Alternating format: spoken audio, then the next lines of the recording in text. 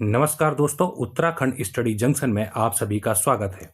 दोस्तों, आज से हम UK triple S C Hindi syllabus के एक बहुत ही महत्वपूर्ण लेकिन अक्सर नज़रअंदाज किए जाने वाले टॉपिक पर एक स्पेशल एमसीक्यू सीरीज की शुरुआत कर रहे हैं। जो टॉपिक है आपका जनसंचार, पत्रकारिता एवं पत्र लेखन। यह ऐसा टॉपिक है जो किताबों में बहुत कम है और बिखरा हुआ मिलता है, जिस वजह से ज़्यादातर स्टूडेंट इसे या तो छोड़ देते हैं या फिर ठीक से कवर नहीं कर पाते। इसलिए हम आपके लिए इस टॉपिक की पूरी तरह परीक्षा उन्मुख एमसीक्यू सीरीज लेकर आए हैं, जिससे आपका यह टॉपिक एक ही जगह एक ही सीरीज में कवर हो जाएगा। यहाँ हम उन्हीं एमसीक्यू पर फोकस करेंगे जो परीक्षा में पूछे जा चुके हैं या पूछे जा सकते हैं और जिनसे डायरेक्ट या इनडायरेक्ट प्रश्न बनने की पूरी संभावना रहती है। अगर आपने इस सीरीज को ठीक से फॉलो कर लिया तो समझ लीजिए पेपर में आपके ये 2 नंबर लगभग पक्के हैं। यह सीरीज खासतौर पर उपयोगी है आपके यूके ट्रिपल एस सी और उत्तराखंड के अन्य परीक्षाओं के लिए। तो चलिए दोस्तों, बिना समय गवाए इस महत्वपूर्ण एमसीक्यू सीरीज की शुरुआत करते हैं। तो इसमें हमारा पहला क्वेश्चन है कि समाचार की सबसे प्रामाणिक परिभाषा क्या है। ठीक है, तो क्या है, क्या पूछ रहा है आपसे, परिभाषा पूछ रहा है किसकी, समाचार की। तो क्या हो सकती है, किसी पुरानी घटना का संस्मरण क्या समाचार हो सकता है। उसे तो आप इंफॉर्मेशन बोल सकते हो ना, कि आप कोई, अगर हम अभी प्रथम विश्व युद्ध की कोई घटना का संस्मरण करें कि यार उस समय ऐसा हुआ था, हिटलर ने ऐसा करा था, तो क्या ये न्यूज हो सकती है? क्या नहीं हो सकती ना, ये तो पुरानी घटना का सिर्फ संस्मरण मात्र है। दूसरा ऑप्शन दे रहा है कि ऐसी ताजी घटना जिसमें अधिक से अधिक लोगों की रुचि हो। ये कहीं ना कहीं ये सही है कि हाँ, समाचार में क्या होता है, कोई समाचार है तो आप सुनना चाहेंगे ना उसे, कि हाँ यार इसमें आखिर ऐसा क्यों हुआ, नया बजट आया तो ये भी एक समाचार के तौर पे आया ना, कि हाँ क्या चीज़ महंगी हुई है, क्या चीज़ जीएसटी कम हुआ नहीं हुआ, कितना जो टैक्स स्लैब है वो रखा गया। तो ये क्या है, इसमें अधिक से अधिक लोगों की क्या रुचि है, क्योंकि अधिक से अधिक लोग इससे प्रभावित भी हो रहे हैं। तो क्या हो जाएगा, इसका आंसर क्या होना चाहिए, प्रमाणिक परिभाषा की बात कर रहा है। अभी हमें और ऑप्शन भी पढ़ने हैं। जो ये समाचार, जो ये पत्रकारिता वाले पेपर है ना, इन्हें आप अगर अच्छे से पढ़ेंगे ना तो आप इसके आंसर तक पहुंच पाएंगे, क्योंकि इसके आंसर आपके पास हैं जरूर, पर वो है कि आपको उसका सटीक आंसर उस समय नहीं मिल पाता है। ये किससे आएगा, जब आप ये एमसीक्यू प्रैक्टिस करेंगे तो आपको आ जाएगा। मैं आपको समझाऊंगा। देखो, आप अगर नॉर्मल किताबों से पढ़ेंगे तो शायद आपको वो समझ में नहीं आए उतना, तो अब इन एमसीक्यू के माध्यम से आएगा, देखना। फिर ये सी ऑप्शन क्या बोल रहा है कि केवल सरकारी घोषणाओं का लिखित रूप। क्या ऐसा हो सकता है कि जो खाली खाली सरकारी घोषणाएं होंगी उन्हीं को आप समाचार बोलोगे? क्या सरकारी घोषणाओं के अतिरिक्त कोई समाचार नहीं होता? क्या होते हैं? संपादक के व्यक्तिगत विचारों का संकलन, क्या ये समाचार हो सकता है? भाई एक तो व्यक्तिगत विचार है, तो ये समाचार से क्या मतलब उसका? तो क्या आप इसका प्रमाणिक परिभाषा आ रही है हमारे पास निकल के, एक ऐसी ताजी घटना जिसमें अधिक से अधिक लोगों की क्या हो रही है, रुचि जाग रही है। या अगर हम ये बोल सकते हैं कि अगर यहाँ पर रुचि शब्द तो दिया गया है कि रुचि है, पर ऐसे भी तो हो सकता है कि एक ऐसी ताजी घटना जिससे अधिक से अधिक लोगों की रुचि तो जाग रही हो या ना जाग रही हो, पर अधिक से अधिक लोग क्या हो रहे हैं, प्रभावित हो रहे हैं। अभी मौसम की जानकारी, तो आपको मौसम की जानकारी के लिए रुचि नहीं है कि भाई येलो अलर्ट है, रुचि नहीं है उसमें, पर क्या है, वो एक प्रभाव छोड़ के जाएगा, क्योंकि वो आने वाले समय में है ना, निकट में होने वाला है, या वो घटना हो सकती है, या वो घटना हो चुकी है। अगर हो चुकी, जैसे धराली आपदा आई, तो वो क्या है, उस समय ताजी घटना थी ना वो, तो वो अधिक से अधिक लोगों तक जब पहुंच रही थी, उसमें रुचि नहीं है लोगों की, पर वो क्या है, वो एक बहुत दीर्घकालिक प्रभाव छोड़ के जाएगी। तो वो क्या है, आपका समाचार की प्रभाविक, जो आपकी प्रमाणिक परिभाषा के अंतर्गत आ जाएगा। तो क्या है, ऐसी ताजी घटना जिसमें अधिक से अधिक क्या लोगों की रुचि हो और वो उसे प्रभावित करती हो। ठीक, तो आप इसका देखिए कि समाचार केवल घटना नहीं है, बल्कि क्या है, ताजी घटना है। इसमें जन रुचि सबसे महत्वपूर्ण तत्व है। अगर किसी घटना में लोगों की दिलचस्पी नहीं है तो वो समाचार नहीं बन सकती। अगर वो लोगों को प्रभावित नहीं कर रही है तो वो समाचार नहीं बन सकता। ठीक है, नेक्स्ट क्वेश्चन देखो, समाचार जल्दी में लिखा गया इतिहास है, यह परिभाषा किस मुख्य पहलू पर जोर देती है? अब देखो, जो समाचार है ना, अभी कोई घटना घट गई, अब वो तो घट गई, अब वो उसने बनना इतिहास ही है। ठीक है, तो अब जब उस घटना ने इतिहास बनना है तो इसीलिए कहा गया कि समाचार जल्दी में लिखा गया इतिहास है। यह परिभाषा किसकी है? क्या इतिहास के पुराने तथ्यों पर है? क्या नहीं। अखबार की छपाई की गुणवत्ता पर नहीं। रिपोर्टर की शैक्षणिक योग्यता में बिल्कुल नहीं। क्या है इसका आंसर होना चाहिए? बी इसका आंसर होना चाहिए, समाचार की तात्कालिकता और नवीनता पर। देखो, घटना घटी, उसी समय घटी, उसी समय क्या हो गया, वो आपके ब्रॉडकास्ट हो गई, वो लिख लिख लिख दिया गया उसको कि भाई अभी यहाँ आपदा आई थी तो उसे लिख दिया गया है, या कुछ चीज़ महंगी हुई, सस्ती हुई, बजट आया, वो लिख दिया गया, हो तो गया ना, वो चीज़ हो तो गई है ना, वो घटना भी है, पर उसी के साथ साथ वो घटना इतनी पुरानी भी नहीं है, तो नवीन घटना है, वो नवीन घटना को ही तुरंत लिख दिया गया। तो क्या है ये? है तो ये इतिहास ही, बन तो वो इतिहास ही गया क्योंकि वो घटना घटित हो चुकी है। ठीक, तो क्या लिखा गया है? समाचार जल्दी में लिखा गया इतिहास है। हाँ, इतिहास तो है, अभी ये घटना घटी, तुरंत लिख दिया, तो क्या हो गया? है तो वो इतिहास, वो आज नहीं तो कल इतिहास ही बनना है उसने, पर वो उसमें क्या है, नवीनता भी है कि घटना घटने के तुरंत बाद प्रकाशित भी हो रहा है। तो क्या हो गया इसका आंसर? समाचार की तात्कालिकता और नवीनता पर क्या है, मुख्य पहलू समाचार इस पर जोर देता है। जो ये पंक्ति लिखी है ना, समाचार जल्दी में लिखा गया इतिहास है। ठीक, तो ये यही है। अब देखो, विश्लेषण देखते हैं कि समाचार और इतिहास में मुख्य अंतर समय का ही तो है। इतिहास पुरानी घटनाओं को दर्ज करता जरूर है, जबकि समाचार वर्तमान की घटनाओं को इतिहास की तरह दर्ज करता है, लेकिन बहुत तेज गति से करता है। क्योंकि समाचार आज लिख दिया, ये बशर्ते आप कहीं आपदा आई, उत्तराखंड जैसे आपदाग्रस्त क्षेत्र है, या वनाग्नि की क्षेत्र है, या हिमालय जैसे हमारे बर्फबारी हो रही है बहुत, आज इस समय कुछ ज्यादा बर्फबारी भी, तो हो क्या रहा है, समाचार के थ्रू आएगा, है वो घटना है, अब वो इतिहास बनते हुए चला जाएगा। तो अब जब समाचार के माध्यम से ही तो इतिहास बन गया ना वो, तो वो क्या है कि बहुत त्वरित है इस समय। अगर समाचार में है जिस समय, बिल्कुल उसी समय की घटना है, तो वो क्या है, आपका नवीन घटना है। अब वो धीरे धीरे क्या बनता जाएगा, इतिहास बनता जाएगा। ठीक, नेक्स्ट देखो, समाचार लेखन की उल्टा पिरामिड शैली का सही क्रम क्या है। अब देखो, अब ये उल्टा पिरामिड शैली क्या होता है? देखो, पिरामिड एक तो ऐसा होता है ना आपका, ये सुल्टा त्रिभुज हुआ, ये उल्टा त्रिभुज हुआ। ठीक है, अब जो सुल्टा त्रिभुज होता है ना, ये किस चीज में आता है? ये आता है आपकी मूवी में, आपने देखा होगा, या कहानी आप पढ़ रहे होंगे, कहानी में आपको इस स्टार्ट हो गई आपकी। ठीक है, थोड़ा सा स्टार्ट हुआ, फिर उसके बाद उसके मेन बॉडी आ रहा है, फिर क्लाइमेक्स लास्ट में आ रहा है, जब द एंड होता है, कोई मूवी खत्म होती है, तो उसमें क्या आता है आपका कि भाई आपका जो रोमांस होता है, जो आपका जो उसमें सस्पेंस होता है, वो कहाँ आता है आपका? लास्ट में खुलता है ना, पढ़ते हैं कि भाई इसका ये था, इसका होता है। जैसे बशर्ते आप जैसे क्राइम पेट्रोल वगैरह टाइप के आप वो देखते होंगे, कोई सीरीज देखते होंगे, या कोई आप वेब सीरीज देखते होंगे, तो उसमें लास्ट में ही तो खुलता है, वहां सस्पेंस बना रहता है लास्ट तक कि आखिर असली इसमें हीरो कौन है, कौन विलेन है, किस तरीके से। तो वो क्या हो गया? उल्टा पिरामिड हो गया। पर अगर समाचार लेखन की हम उल्टा पिरामिड शैली की बात करेंगे तो कैसी होगी वो आपकी ऐसी होगी। आपका क्या होगा? जो मेन बॉडी होगा ना, वो आपका जो मेन बॉडी होगी, यहाँ का इंट्रो, यहाँ इंट्रो बहुत बड़ा बड़ा लिखा होगा। इंट्रो पढ़ के ही आपको लग जाएगा कि इस न्यूज में क्या लिखा गया है। ठीक है, एक ही लाइन से आपको कि बजट में ये हुआ महंगा, ये क्या हो गया आपका? ये पूरा आपका एक छोटा सा कि आपने इंट्रो लिखा, पर आपको पता चल गया कि अब यहाँ नीचे क्या क्या है, कि जो जो चीज दी गई होंगी। तो क्या इसमें क्या होता है? यहाँ सबसे इंपॉर्टेंट भाग लिखा होता है, इसके बाद यहाँ कम इंपॉर्टेंट, और यहाँ क्या होता है? समापन होता है। इसको बोलते हैं हम उल्टा पिरामिड। तो क्या होना चाहिए? देखो, मुखड़ा सबसे पहला आना चाहिए उल्टे पिरामिड में। ठीक, ये उल्टा पिरामिड में यहाँ क्या आ गया? आपका इंट्रो आ गया।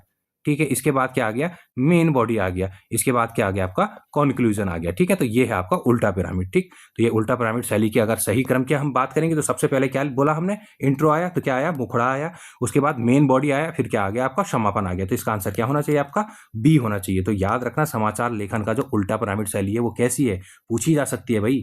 तो आपको ये याद करनी है, मुखड़ा, बॉडी और समापन। याद भी क्या करना है, आपको पता होना चाहिए। न्यूज़पेपर पढ़ते होंगे आप, तो न्यूज़पेपर में सबसे ऊपर जो हेडिंग लिखी रहती है, आपको पता चल जाता है कि में देखो सबसे महत्वपूर्ण जानकारी सबसे पहले मुखड़े में दी जाती है, उसके बाद घटते क्रम में विवरण में बॉडी आती है, और अंत में क्या आता है? सबसे कम महत्वपूर्ण जानकारी, या जिसको बोलते हैं हम समापन आता है।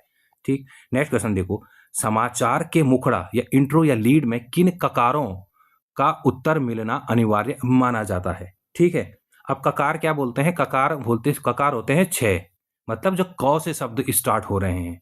कौन कौन से? जैसे आपके क्या, कौन, कब और कहां। ठीक, ये क्या है आपके? ये ककार हैं, क से स्टार्ट हो रहे हैं ना। तो देखो, क्या, कौन, कब और कहां, तो ये क्या हो गए? 4 जो ककार है ना, ये किस में आते हैं आपके? ये क्या, कौन, कब, कहां, ये किस में आने चाहिए? आपके मुखड़े में आने चाहिए। जो स्टार्टिंग है आपका कि कब किया गया, किसने किया, ठीक है ना, कहाँ हुआ, कहाँ, अभी जैसे वो हो गया कि ये सम्मेलन कहाँ हुआ, तो ये क्या आ गया आपका? कहाँ यहाँ आ गया। कब हुआ, ये कब है। ठीक है, कौन कौन आएगा, क्या इसका उद्देश्य है, ये किस में आ गया? इंट्रो में आ गया। ठीक है, अब देखो, एक आदर्श मुखड़े में पाठक को तुरंत पता चलना चाहिए कि क्या हुआ है, किसके साथ हुआ है, कब हुआ है और कहाँ हुआ। ये चार क्या हैं, बुनियादी ककार किसमें हैं, खबर की नींव होते हैं। तो जब ये नींव है तो नींव किस में आएगी, इंट्रो में आएगी। सबसे जो मेन आपके हेडिंग है ना उसमें आ जाएगी, जहाँ इंट्रो आ रहा है कि अगर पूछ लिया जाए कि सम्मेलन का क्या उद्देश्य है, कहाँ कहाँ कब होना है, कहाँ होना है, तो ये सारा उसमें किस में आ गया आपका, ये इंट्रो में आ गया। अब देखो खबर की जो बॉडी आती है ना, जो आपका इंट्रो के बाद है। अब नेक्स्ट क्वेश्चन उसी में देखो, खबर की बॉडी में क्यों और कैसे ककारों का प्रयोग किस लिए किया जाता है। अभी हमने क्या देखा था कि क्या, कौन, कब और कहाँ, ये क्या है, ये आपके इंट्रो के पार्ट हैं। ठीक है, क्यों और जो कैसे है ना, जो इसका ऑप्शन ए दिया था, ये किसके हैं, ये मेन बॉडी में आने चाहिए, ये आगे आपके इंट्रो में। ठीक है, और क्यों और कैसे ये किस में आ जाएंगे, आपके बॉडी पार्ट में आ जाएंगे। जो यहाँ हेडिंग है, हेडिंग के बाद आपका बॉडी पार्ट आता है, यहाँ क्या आएगा, क्यों और कैसे, और ये कहाँ आएगा, ये इंट्रो में यहाँ आएगा। ठीक है, तो इस तरीके से करते हुए चलना है। देखो अब देखो, खबर की बॉडी में क्यों और कैसे ककारों का प्रयोग किस लिए किया जाता है। तो देखो, खबर को छोटा करने के लिए किया जाता है क्या, नहीं भाई। अगर खबर को छोटा करना है तो क्यों और कैसे जहां भी बोलोगे तो इससे तो आपको विस्तार मिलेगा ना, घटना के कारण और उसके विस्तृत विवरण को समझाने के लिए। अब देखो, आपको पता है कि जब ये मेन बॉडी की बात हो रही है, हेडिंग आ गई, उसके बाद मेन बॉडी आ रही है समाचार की, तो क्या होना चाहिए उसमें, तो घटना का कारण ही तो बताएंगे कि यार घटना कैसे हुई, और उसका विस्तृत विवरण देंगे कि इस तरीके से पहले भी हुआ है, बाद में अगर होता है तो क्या हमारे पास प्रभावी हम इसके वो उपाय सुझा पाएं। तो इस तरीके से आता है ना, कोई भी घटना होती है तो उसमें मेन बॉडी में ही तो आता है कि भाई कारण इसके क्या क्या रहे, विस्तृत विवरण आता है, कितने लोग इसमें हताहत हुए हैं, क्या है, कैसे हुए, किस क्षेत्र की ये बात हो रही है, ये सब चीजें आ जाती हैं। अभी देखो, सी बोल रहा है केवल विज्ञापन के लिए, जगह बनाने के लिए नहीं, कि पाठक को भ्रमित, अरे देखो समाचार है, पाठक को भ्रमित करना ही तो गलत है ना, ये तो समाचार थोड़ी होगा, तो बैड समाचार हो गया कि अगर आप पाठक को भ्रमित कर रहे थे, ये तो ऑप्शन हो ही नहीं सकता, विज्ञापन वाली बात भी नहीं है। खबर को छोटा करने के लिए क्यों और कैसे तो बिल्कुल भी नहीं हो सकता ना, क्योंकि क्यों और कैसे से आप अगर नॉर्मल बात भी करेंगे तो आपने अगर किसी को क्यों पूछा तो उसके बाद आपको आंसर मिलेगा, तो उसका तो विस्तार हो रहा है ना, और कैसे की बात करेंगे तो उसमें भी विस्तार हो रहा है। तो जहां विस्तार होगा तो वहां विस्तृत विवरण मिलता चलेगा आपको। ठीक है, इसका आंसर क्या होना चाहिए, बी होना चाहिए। ठीक, अब आपको पता चल गया मेन बॉडी में कौन कौन से ककार आएंगे आपके, क्यों और कैसे, और बाकी जो हमने इंट्रो में देखा था, तो इंट्रो में क्या है, क्या, कौन, कब और कहां। ठीक, अब देखो नेक्स्ट क्वेश्चन में आइए आप कि पीत पत्रकारिता। अब देखो ना, पीत पत्रकारिता जिसको क्या बोलते हैं हम, येलो जर्नलिज्म का मुख्य चरित्र क्या है। पहले हम ऑप्शन पढ़ते हैं। ठीक है, तो ये देखो पहला क्या बोल रहा है, निष्पक्ष और गंभीर रिपोर्टिंग। ठीक है, सनसनी फैलाना, अफवाहें उड़ाना और व्यक्तिगत आरोप लगाना, केवल आर्थिक समाचार देना, सरकारी विज्ञापनों का प्रचार। देखो, अब केवल आर्थिक समाचार देना क्या पीत पत्रकारिता हो सकती है क्या, केवल आर्थिक समाचार देगा तो वो तो इकोनॉमिक्स टाइम्स होना चाहिए कि भाई आर्थिक जगत की हम पत्रकारिता कर रहे हैं, तो वो तो इकोनॉमिक्स से रिलेटेड होना चाहिए, तो ये हो नहीं सकता। सरकारी विज्ञापनों का प्रचार, ये तो बिल्कुल भी नहीं हो सकता, ये तो जन जागरूकता वाला होगा। अगर सरकारी विज्ञापन में, तो वो तो जन जागरूकता पत्रकारिता हो सकती है आपकी, ये भी नहीं हो सकता, ये भी नहीं हो सकता। निष्पक्ष और गंभीर रिपोर्टिंग, इसको तो पीत पत्रकारिता वैसे भी नहीं बोला जाता है। येलो जर्नलिज्म क्यों बोला जा रहा है, देखो सनसनी फैलाना, अफवाहें उड़ाना और व्यक्तिगत आरोप लगाना, यह है पीत पत्रकारिता। ठीक, अब इसका आप विश्लेषण देखो, जब अखबार अपनी बिक्री बढ़ाने के लिए नैतिकता भूलकर सनसनीखेज खबरें और लोगों के निजी जीवन पर कीचड़ उछालते हैं तो उसे पीत पत्रकारिता कहते हैं। देखो, जब भी किसी का आपने किसी की मान हानि के लिए किसी ने बोल दिया कि भाई किसी पे आरोप लगा दिया कि इसने ऐसा कहा, तो ये है आपकी पीत पत्रकारिता। क्यों, क्योंकि किसी को टारगेट कर दिया, किसी फर्म को टारगेट कर दिया। जैसे अगर हम बोलते हैं किसी व्यापारी को हमने टारगेट कर लिया कि भाई हमें ये करना है, जैसे कभी आपने देखा होगा कि कभी पतंजलि के लिए कर लिया जाता है या किसी के लिए कर लिया जाता है, तो उसमें पीत पत्रिका, उसको बोलते हैं पीत पत्रकारिता, कि किसी एक फर्म को या किसी को क्या करना है, टारगेट करके उस पर सनसनी फैलाना है, अफवाहें उड़ाना है और व्यक्तिगत आरोप लगाना है। ये हो गया आपका पीत पत्रकारिता। ये आपको दिख भी जाता होगा कि कभी हमने देखा होगा किसी एक पॉलिटिशियन को हम क्या करते हैं, आजकल देखो वर्तमान दौर को देखो, पीत पत्रकारिता बिल्कुल चरम पे है। कुछ पत्रकार एक तरफ है, कुछ पत्रकार एक तरफ है, कुछ पत्रकार एक ही पार्टी के क्या कर रहे हैं, पक्ष ले रहे हैं कि नहीं यही सब कुछ सही कर रहा है, एक बोल रहा है ये बिल्कुल गलत कर रहा है। तो पत्रकारिता यहाँ पर हो ही नहीं रही है। यहाँ पर अभी जो वर्तमान का अगर हम परिदृश्य देखें तो क्या है, पीत पत्रकारिता ही ज्यादा हो रही है, व्यक्तिगत आरोप ज्यादा लगते हैं। राजनीतिक अगर आपने समाचार सुने होंगे तो वो क्या है, पीत पत्रकारिता का सबसे बढ़िया उदाहरण है आपके लिए। और आपको कहीं दूर जाने की जरूरत नहीं है, आप अपने उत्तराखंड का कभी भी न्यूज़पेपर देखो तो आपको सबसे ज्यादा यही दिखेगा कि बीजेपी ने ये बोल दिया, कांग्रेस ने ये बोल दिया और यूकेडी ने ये बोल दिया, तो ये क्या है? ये पीत पत्रकारिता है। व्यक्तिगत आरोप लगाने स्टार्ट हो जाएंगे, तो ये क्या है? पीत पत्रकारिता है। ठीक है, तो आप देखना कि जब अखबार अपनी बिक्री बढ़ाने के लिए नैतिकता भूलकर सनसनीखेज खबर और लोगों के निजी जीवन पर क्या करते हैं? कीचड़ उछालते हैं, तो ये क्या है? पीत पत्रकारिता है। इंपॉर्टेंट है, याद रखना, पेपर में पूछा भी जा चुका है। नेक्स्ट देखो, खोजी पत्रकारिता, जिसको क्या बोलेंगे हम? इन्वेस्टिगेटिव जर्नलिज्म का आधुनिक स्वरूप क्या कहलाता है? ठीक है, ये क्या हो सकता है? क्या लाइव टेलीकास्ट हो सकता है, स्टिंग ऑपरेशन हो सकता है, संपादकीय लेख हो सकता है, या विज्ञापन अभियान हो सकता है? देखो, विज्ञापन अभियान हो सकता है क्या? नहीं। संपादकीय लेख एडिटोरियल होगा कि इन्वेस्टिगेशन जर्नल।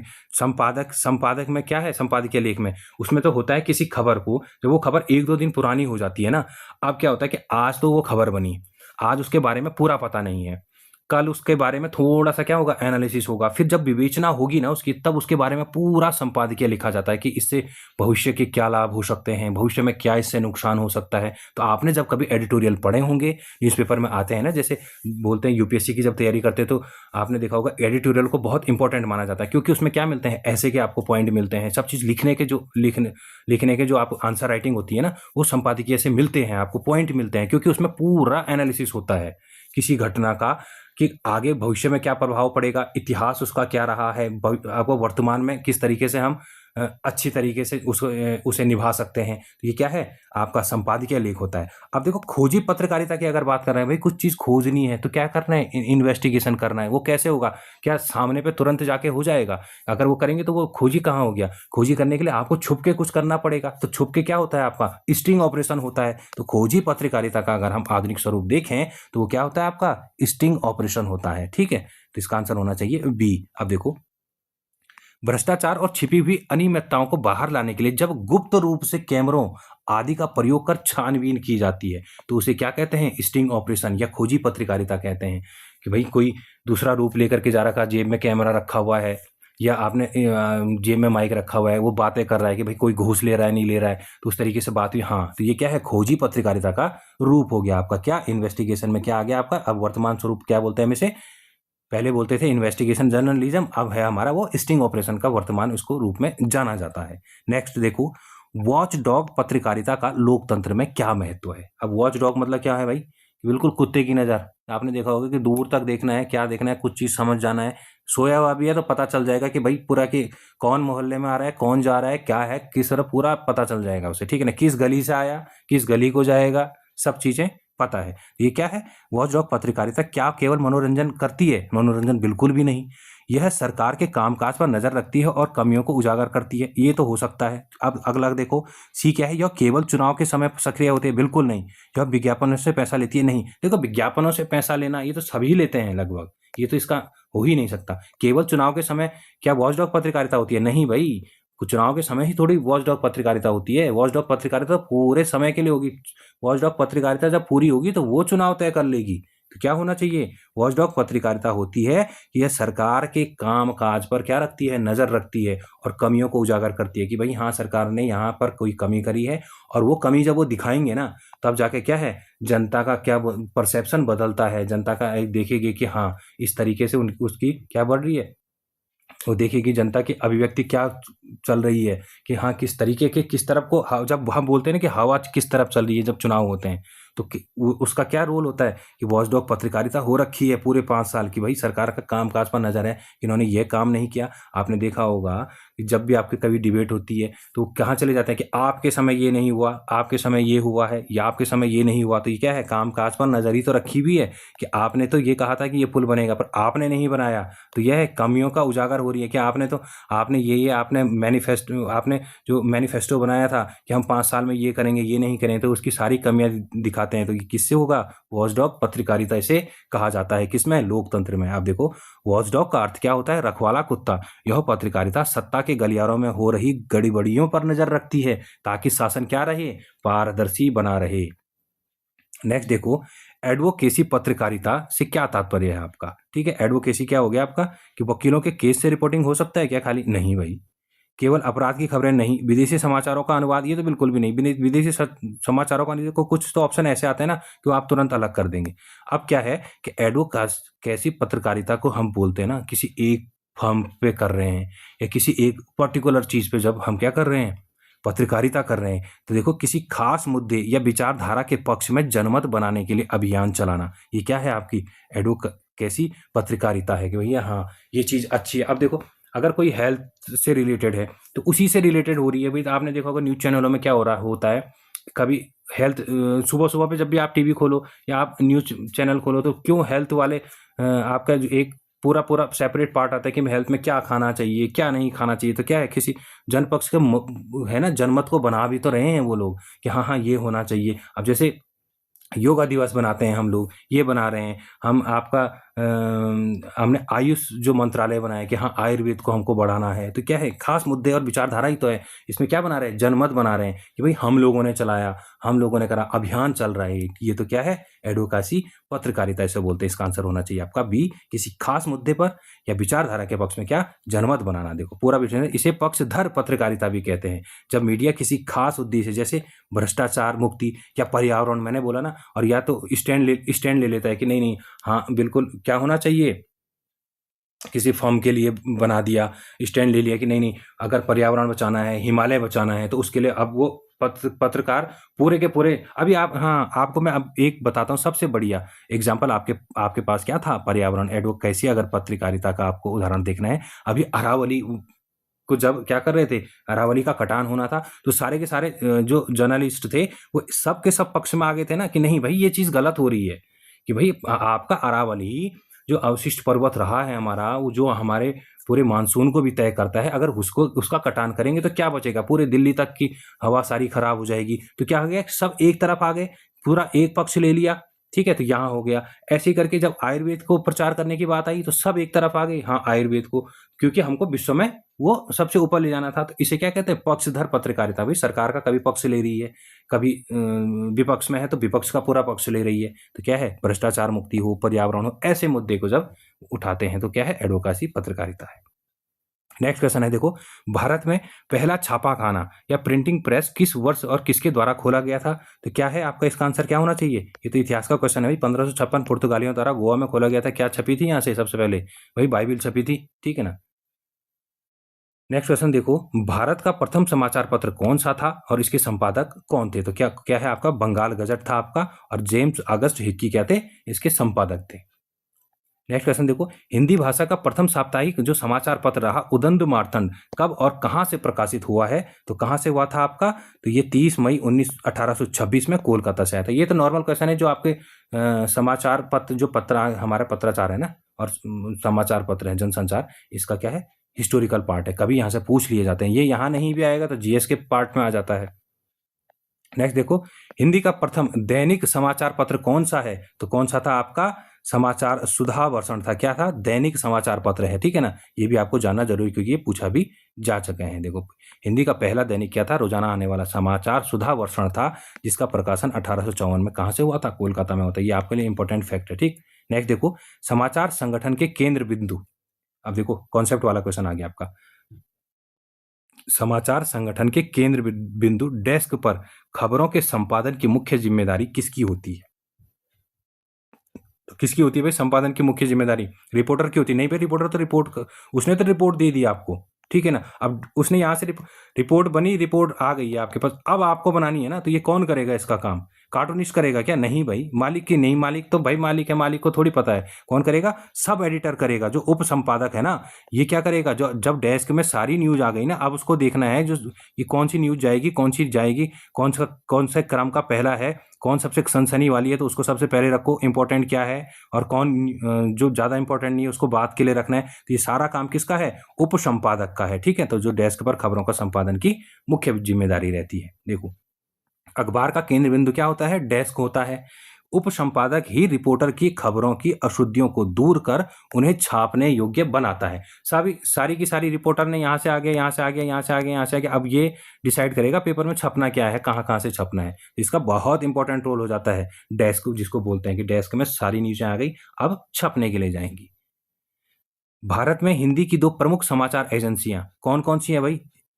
तो क्या है आपकी, यूनिवार्ता और क्या है, भाषा है। ये इंपॉर्टेंट बात है, ये आपको याद भी रखनी। समाचार एजेंसी हमारे पास कौन सी, यूनिवार्ता और भाषा। इनसे ना, जो ये दो हैं, इनसे समाचार खरीदे भी जाते हैं। जैसे अब आपने अगर कोई न्यूज़ चैनल आपने कोई न्यूज़पेपर छापना है, तो आप ही कितनी जगह जाएँगे? आप सब जगह इतने पत्रकार तो रख नहीं सकते।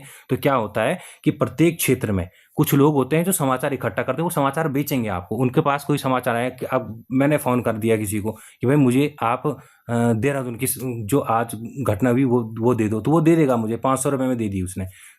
अब मैंने ऋषिकेश की बात करी, इसी तरीके से कुमाऊँ में बात करी, इसी तरीके से दिल्ली में बात करी, तो सब ने हमें जब न्यूज़ बेची, तो न्यूज़ बेचने वाली जो होती है ना, ये समाचार एजेंसियाँ होती हैं, यूनिवार्ता और भाषा, ये देती हैं न्यूज़। इनके लोग सब जगह रहते हैं। नेक्स्ट देखो, रेडियो का आविष्कार किसने किया और इंग्लैंड में पहला रेडियो कार्यक्रम कब प्रसारित हुआ? तो क्या है, मार्कोनी ने अपने का रेडियो का क्या करा था, आविष्कार करा था, और 23 फरवरी 1920 में पहला रेडियो कार्यक्रम हुआ प्रसारित। अब कहाँ हुआ? 1928 में बीबीसी की स्थापना होती है जब। ठीक। भारत में टेलीविजन दूरदर्शन की शुरुआत यूनेस्को की परियोजना के तहत कब हुई थी? तो कब हुई थी आपका? ये हुई थी आपकी 15 सितंबर 1959 को क्या हुई थी? दूरदर्शन की शुरुआत हुई थी। तो याद रखना कि 15 सितंबर को दिल्ली में पहले टीवी केंद्र की स्थापना हुई, जिसका उद्घाटन किसने करा था? डॉक्टर राजेंद्र प्रसाद। क्या थे उस समय? हमारे राष्ट्रपति थे। नेक्स्ट देखो, टेलीविजन के इतिहास में 15 अगस्त 1965 की तिथि क्यों महत्वपूर्ण है? तो क्या है, इसका आंसर होना चाहिए बी। दूरदर्शन पर नियमित रूप से 2 घंटे का प्रसारण प्रारंभ हुआ था। ये क्या है, आपका जनसंचारित में इंपॉर्टेंट बन जाता है। देखो, ये वाले क्वेश्चन पूछे नहीं गए हैं अभी तक नॉर्मल क्वेश्चन पूछे गए हैं, इसलिए आपको कराए जा रहे हैं। क्योंकि ये जो क्वेश्चन है ना, अगर उत्तराखंड में अभी तक नहीं पूछे गए, पर जहाँ ये पेपर होते हैं ना, जहाँ पत्रकारिता और जनसंचार के जो सिलेबस है, जैसे एमपी में है, आपका बिहार के कुछ पेपरों में है, तो वहाँ पूछे गए हैं ये क्वेश्चन। इसलिए ये बनाए गए हैं कि देखो, कहीं ना कहीं ये क्वेश्चन आपसे टकराएंगे जरूर। आज नहीं तो अभी आने वाले पेपर में टकराएंगे, नहीं तो आने वाले 1 साल के अंदर किसी ना किसी पेपर की जब आप तैयारी करोगे ना, तो आपको ये क्वेश्चन जरूर मिलने हैं। इसीलिए ये बनाया गया है। देखो न, ये वाला जो टॉपिक है, इसे काफ़ी लोग छोड़ देते हैं। तो हमने तो वैसे ही ये सीरीज इसलिए स्टार्ट करी है, हमने हिंदी राइटर वाली भी इसीलिए करी कि भाई हमारे 1-1, 2-2 नंबर जहाँ से हम बाहर हो रहे हैं ना, वो नहीं होना है इस बार। वो गलती नहीं, इस बार अंदर वाली बात है कि सीधे हमें पेपर निकालना ही निकालना है। तो पूरा विश्लेषण देखो। भारत में 15 अगस्त 1965 को दूरदर्शन पर नियमित रूप से 2 घंटे का क्या हुआ, डेली प्रसारण शुरू किया गया। नेक्स्ट क्वेश्चन देखो, शिक्षा संबंधी कार्यक्रमों के लिए ज्ञान दर्शन प्रोग्राम की शुरुआत किस संस्था ने करी? तो ये करी थी इग्नू ने। किसने करी थी? इग्नू ने। ठीक।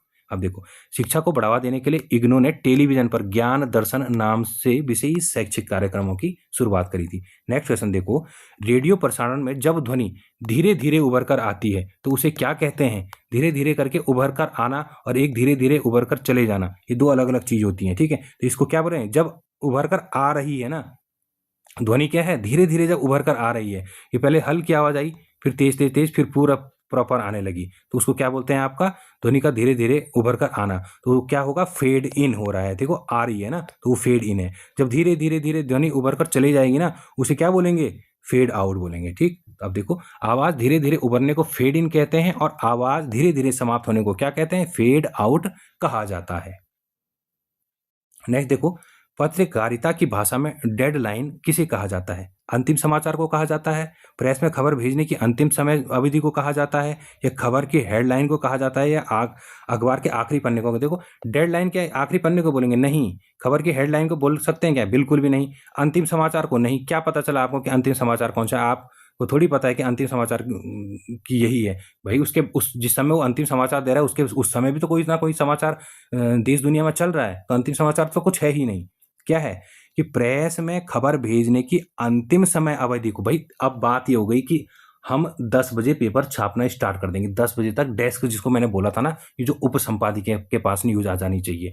अब क्या हुआ कि उसने बोल दिया कि भाई 9 बजे तक मैं यहाँ पर हूँ, जितने भी हैं आप समाचार भेजो। तो सब जगह से समाचार आ गए। ठीक, समाचार आ गए।